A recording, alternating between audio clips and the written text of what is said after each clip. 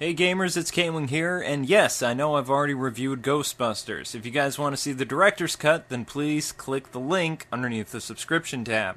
This is another co-op review, and this will feature a lot of co-op footage. So, of course, K-Wife is here. Say hello, babe. Hi, everyone. Thanks. Alright, folks, it's time for us to start this review.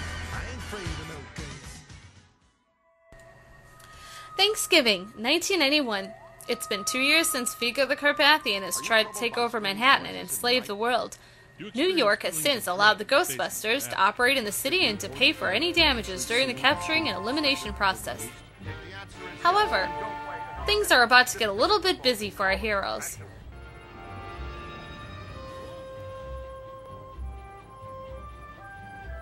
Ghostbusters, a video game, is a third-person shooter slash action-adventure game, where your goal is to zap, capture, and trap the ghosts that you hunt. The game starts with a new employee walking into the old firehouse. The Ghostbusters are doing so well these days that they've decided to expand the franchise. Eager to have an exciting change in careers, you answer the ad in the paper, unaware of what you've gotten yourself into. Players play as the new cadet, and you can be either a boy or a girl Ghostbuster. As the newest member of the team, you're Egon and Ray's guinea pig, and get to test all the new extremely dangerous and highly untested equipment. You have the standard capture beam, you have the new boson darts, the stasis and shock blast, and the green slime from Ghostbusters 2 returns. Between missions, you get to chill out in the firehouse. Now this acts as the hub between worlds, if you will. When going over to the TV, players can replay any level of their choosing anytime they want. The firehouse is not the biggest hub that I've seen, but it's full of Ghostbusters fan service, but not as much as the HD versions. The Wii version allows you to play through the whole game with a friend. The co-op feature really seals the deal for Wii owners and is so much fun. But sadly, it's not on the PS2. After choosing your mode, Ecto 1 leaves the firehouse and automatically brings you to your next location. Still, the whole point of this game is to capture the ghosts, fight off the massive boss ghosts, like fan favorite Mr. Stay Puft Marshmallow Man, and to defend the citizens of New York from a being more powerful than Gozer and Vigo put together, as well as rescue the damsel in distress from being sacrificed to usher in the end of the world yet again. What makes the Wii so great is the ease of aiming the Wiimote to bust the ghost.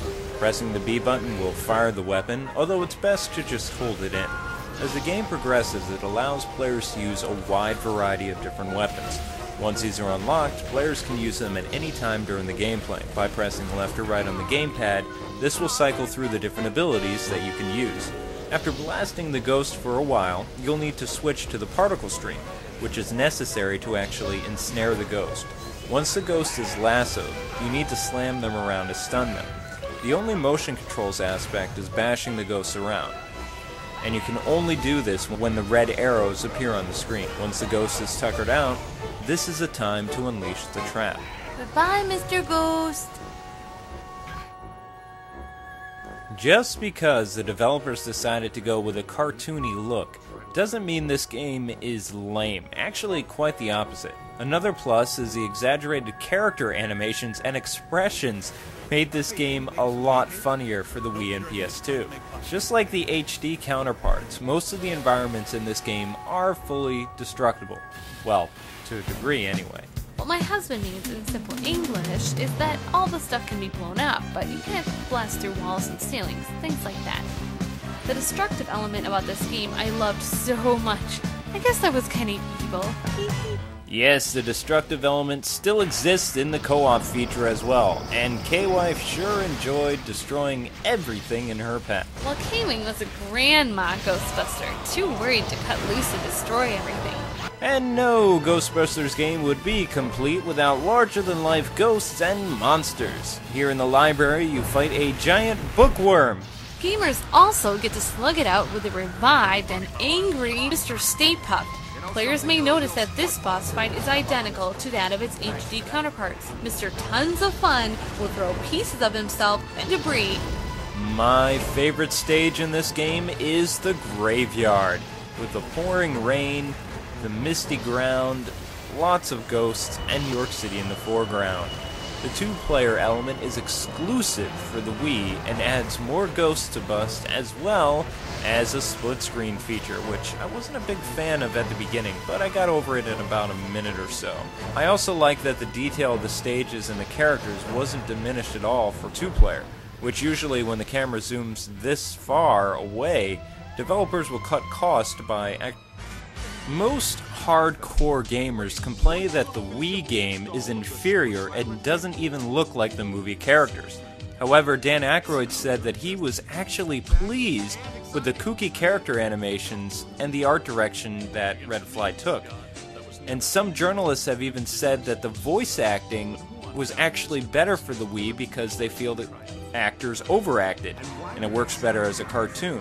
Another way to distance themselves from the HD games was to add puzzle-solving elements, like using an electric ghost to charge a dead battery, which in turn was used to open a sealed door somewhere in the vicinity. They also incorporated the slime to be used to move and carry obstacles and objects. The Wii and PS2 game allowed gamers to play as a slender female Ghostbuster. One of the levels in this game is none other than a mock-up of the video game developer Redfly Studios. I said this before and I'll say it again. The art style is a throwback to the real Ghostbusters cartoon show from 1986. The show lasted 147 episodes and 7 seasons. In case you hadn't figured it out, I was a huge fan of it. Redfly Studios is the same developer who brought you Mushroom Men: The Spore Wars, which I did a review originally for the Renegade Reviewers DVD December of 2008. One last thing, Dustin Dobson from Redfly Studios told Steve Masters of Got Game that the T-Rex is exclusive to the Wii version of Ghostbusters. Since the Game Nights review, I have heard complaints about how dumb the partner AI can be, and when I showcased Ray's stupidity on the Game Nights review, I'm going to go into more depth here. Anyway, for some reason, Ray decides to run right next to the big tombstone ghost. Now, the reason this is a problem is because you have a giant tombstone ghost and you have these little enemies coming after you, they can kill you very easily, and if you end up dying, well, that's it, and you have to start all over again. The last thing that I have wrong with this game is Ecto 1 itself. Now, Ecto 1 is awesome, but I think that it would have been good for Wii owners to be able to drive to the missions. Unlike most people from the 80s, I didn't get to watch the Ghostbusters cartoon, and I only knew about the Ghostbusters from the movies. Ghostbusters, the video game, is a great game no matter what system you play it on. I like the Wii game a lot, with cutesy animations, funny character designs, and simple-to-use controls. The Wii game may not look like much, but you can't get the feeling of being Ghostbuster anywhere but on the Wii. The aiming, zapping, trapping, and overall ghostbusting has never been this good.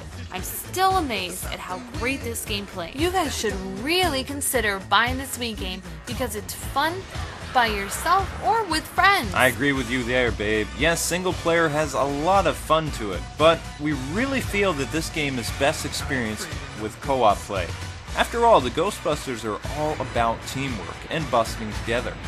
This game really does have a great co-op feature, which we've actually explained a lot throughout this review. You can play with a friend throughout the whole game. That is a big plus. What really makes this game stand out from the other games is the gameplay, though. No matter how many times you play it, the busting never gets old, and I'm still amazed how seamless and solid and fun it really is. All in all, this is a tubular game. It has great design, good music, simplistic and fun gameplay, superb voice acting, high replay value, and it was just a really fun Wii game. That being said, we are proud to give Ghostbusters for Wii a 9 out of 10. Woohoo! Busting really does make us feel good. Well, I know that some of you are thinking that maybe we gave this game a higher score than we think it deserves, but you know what? It's a very good Wii game, and this review showed every single aspect of what made this one of the best Ghostbuster games ever made. Anyway, folks, thanks so much for taking the time to watch the full director's cut on therealgamemaster.com. This is K-Wing saying God bless and happy gaming. Until the next time, gamers. See ya!